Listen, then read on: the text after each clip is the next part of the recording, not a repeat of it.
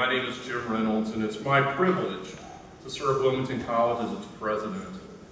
On behalf of the Westheimer Peace Symposium Committee, let me say how very pleased we are that you've chosen to spend some time with us today at this symposium, which is entitled Veterans Speak, Reality on the Ground.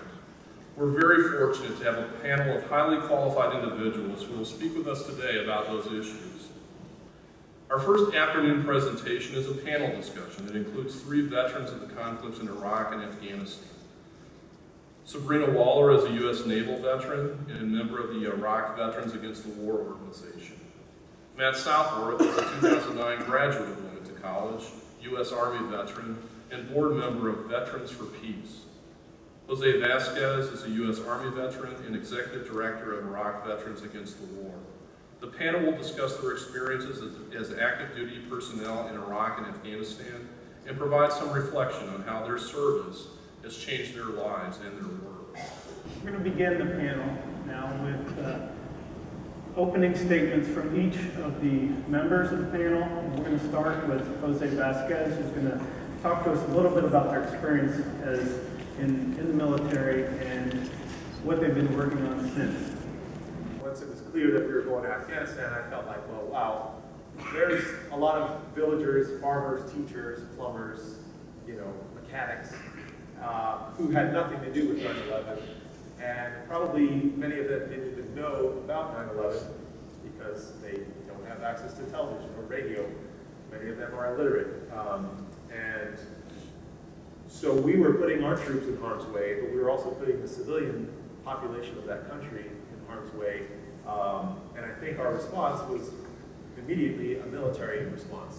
I would be responsible for giving the pilots the hand signals. I was their ears and eyes on the ground while they were up in the plane. So I gave them the permission and the go to, to launch off the aircraft, and then I safely helped them to come back and get out the plane and get back on.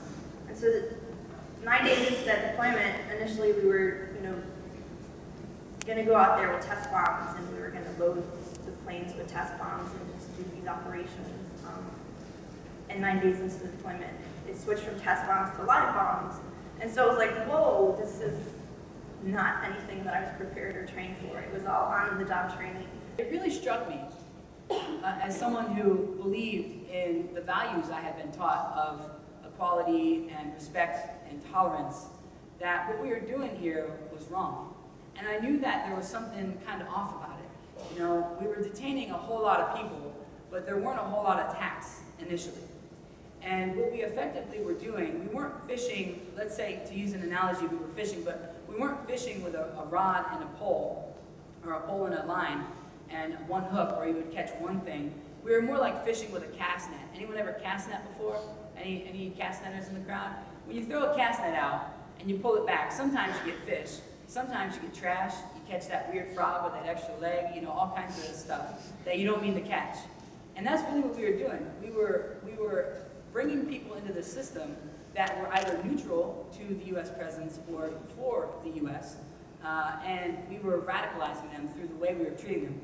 So really, it started to sink in, and it really struck me as un-American, frankly, that we were treating people this way.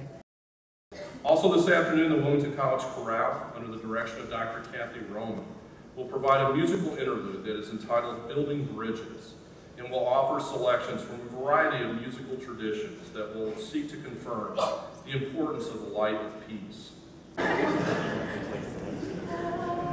1, 2, ready.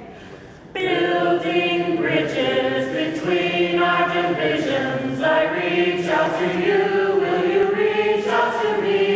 With all of our voices and all of our visions, friends, we could make such sweet harmony.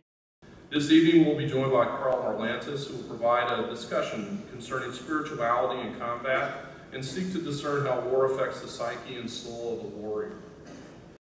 They deal with death. They do what this country asks them to do, which is to kill the enemies of this country. And as I said before, I'm not a pacifist, but I do think that sometimes we ask them to kill people when it really isn't necessary. That's over here, not on topic.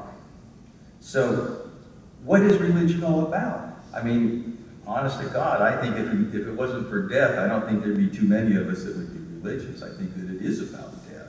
It's the way that we have to deal with death. I think it's the major component of the religious drive, is the fact that we're mortal.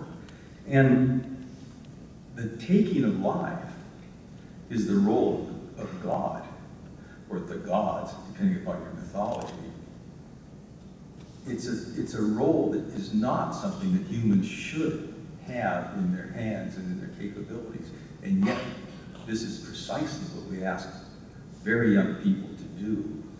At this time, I have the pleasure of introducing Lieutenant Colonel Daniel Davis. Colonel Davis is a decorated veteran of Iraq and Afghanistan and has served in the U.S. Army since 1985. As you can read in the program, his presentation is entitled, National Defense and the Cost of War. Some bills aren't paid in dollars. The human costs of any war or military conflict are difficult to imagine in the abstract. Colonel Davis puts a human face on the issues that we face as a society dedicated to freedom, but in a conflict with no certain conclusion. If the economy, if everything else is messed up, it affects every single American. And like I said, my generation's kind of coming to the end, but I've done all I can for them. You know who's really going to be in charge of their future? You know who's going to be making the decisions? Who's going to be making implications and doing what's going to be right, or even making decisions of whether they're right or wrong? It's you guys. You guys are going to be the ones when these kids get to your spot there, graduate college, go into the world. You'll be in charge of places.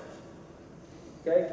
A lot of people tag everybody with generational tags, whatever. You got the baby boomers, the baby busters. They got, I don't even know, millennials, and mosaics, and all kinds of other stuff. I don't know if you guys have a title yet, if they've tagged it. But I'll tell you that to me, you know what you guys are? You are Generation Hope. When I look out here, I see the possibilities for these guys right up here. You see those smiles on their face, even? I want them to have those same kind of smiles when they're your age, when they're my age. I want them to be able to have that. I want them to have a country that's going to have an opportunity to be different.